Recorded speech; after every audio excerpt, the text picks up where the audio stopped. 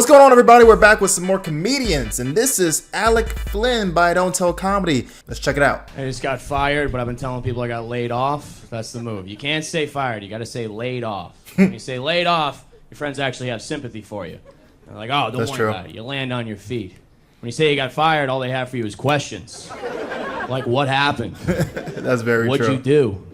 And I'd answer those questions if I had a cool answer. If I could say something like, oh, dude, they caught me vaping in the handicap stall. They caught me jerking off in the handicap stall. Hey, yo. But I gotta look them dead in the face and just be like, oh, dude, they told me I was a bad culture fit. It's true, though, I am. I'm like a facilitator of workplace hatred. That's like my thing. I'm like the last guy you want to see in a break room, truly. If you're having a bad day, I'm just gonna pile on, really. Open the cabinet. Oh, we're out of peanut butter pretzels again. I'm in the corner. This company doesn't fucking care about us. I'm honestly the same way. I'm the same way. I can't be the only person that actively roots against their company to fail. No, you're not alone. Look, paycheck is nice and all, but wouldn't you just like to see it all burn? Yes.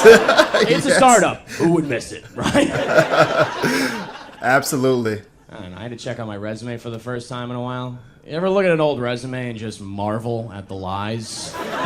Bold, italics, lies. It's all. I had a line in there that said, entrepreneur. Like, yeah, I used to sell Adderall. Like, what do we... Entrepreneur. And I don't feel bad talking about that either, because I don't think you can overdose on Adderall. Like, I don't know if that's true or not, but I'm not like a doctor or a reliable guy. I've just never seen an episode of CSI where they walk into a dead guy's place like, must have been an extended release. Oh, this guy's chores are done. It's definitely Adderall.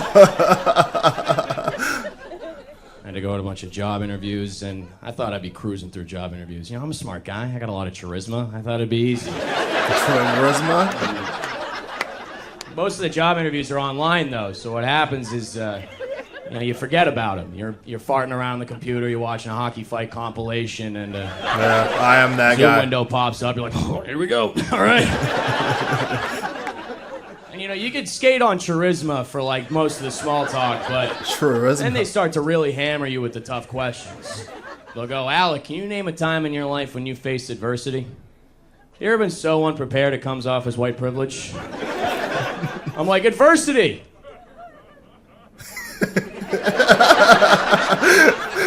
Well,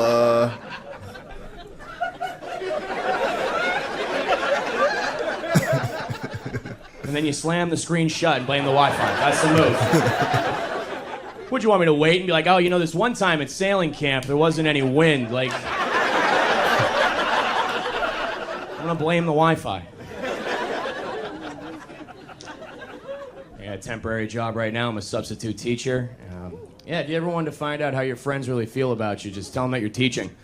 So I'll just say things to your face like, wow, they must really need people, huh? Backhanded compliment. Heroes right now, actually.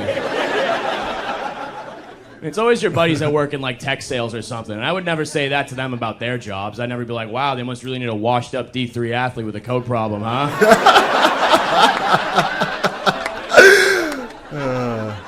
I'm doing my best for these kids, okay? I'm trying. I'm an educator.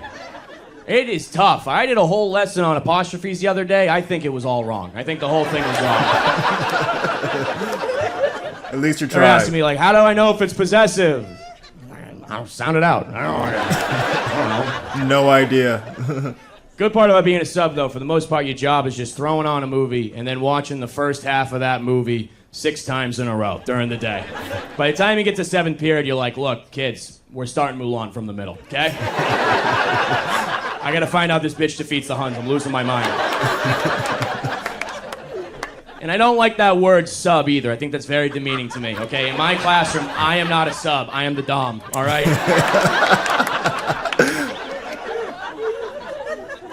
You'll find out everything about your life on the internet almost instantly. Remember when we were growing up and we thought all of our teachers just lived at the school? Yes. Now I'll be in the middle of a lesson, some kid will pull up his phone and just be like, damn, mister, you live in a bad part of town. It's even worse now. I had some kid comment on a comedy promo of me and he just said, your ass. I was like, Eric, this needs an apostrophe, dude. Come on. Is it possessive? It's even gonna be worse. No. I'm trying to get a girlfriend right now. I put having a girlfriend on my vision board. It's a big goal for me. Don't laugh at that. I don't know. Look, everyone's got a girlfriend now. Even like the weird friend in my group, he's got a girlfriend, and she's way out of his league. Right. Suspiciously out of his league. But she says it's because he has big golden retriever energy. You heard that? Big golden retriever energy. I've heard about that. Yeah. I don't know. I think it's kind of cute. It's cute. It's fun. Like, I'm going to start saying that. Big golden retriever energy. We were all calling it mild autism, so. So if you met Dave, he's a biter. I think it's just cringe. Dating as a whole, I'm feeling very hetero-pessimistic about it. I'm straight guy. Any other straighties? Straighties? Woo! Woo! Trying to make that into a like you see each other. It's not really catching on. I'm working on it. I'm not a trendsetter. I just do my best. I don't know. That's not gonna catch on.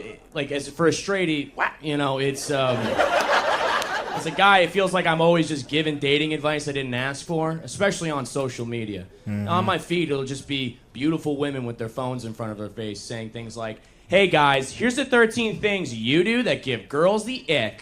Number 1, existing. Number 2, ankle socks.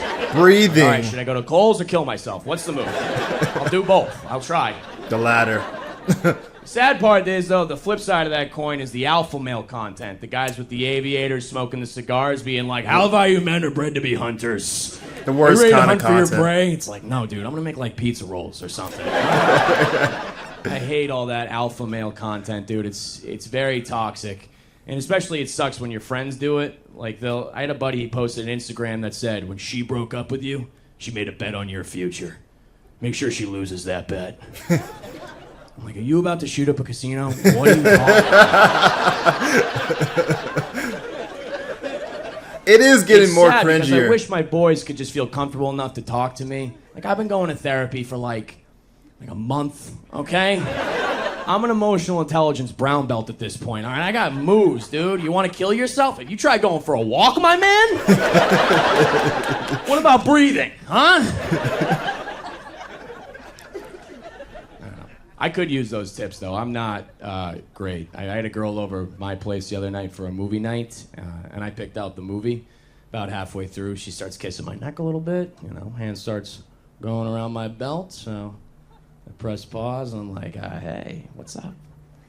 You don't like the movie? What's going on?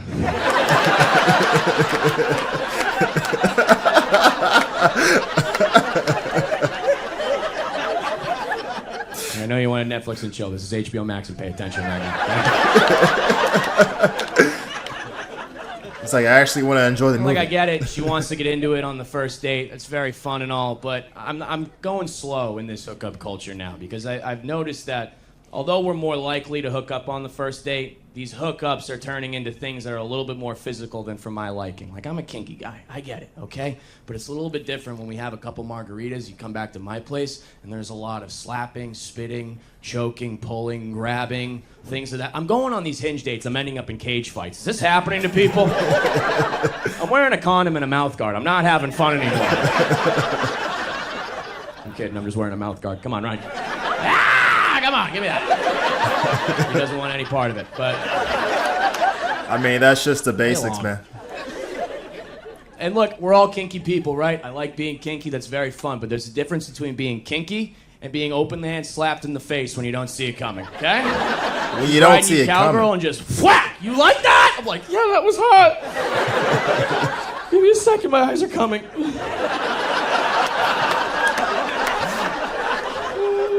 Thankfully, I've never had it happen to me ever before.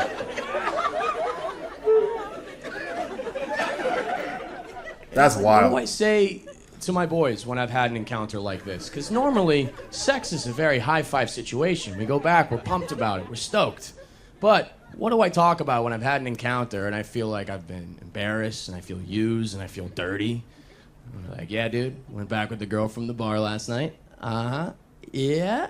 Well, let me tell you, my man, I could use a hug. All right, guys, that's been my time. Thank you very much. It's pretty good. It's pretty good, man. Yeah. Yeah, he's definitely got a lot of good comedic chops there, man. Really good. He's definitely spot on about the alpha male content. I can't scroll like for 2 seconds without seeing like a alpha male reel on Instagram or like TikTok. But anyway, guys, if you enjoy my reaction, make sure you hit the like button, share, and subscribe. And I'll be back with some more reactions. Peace!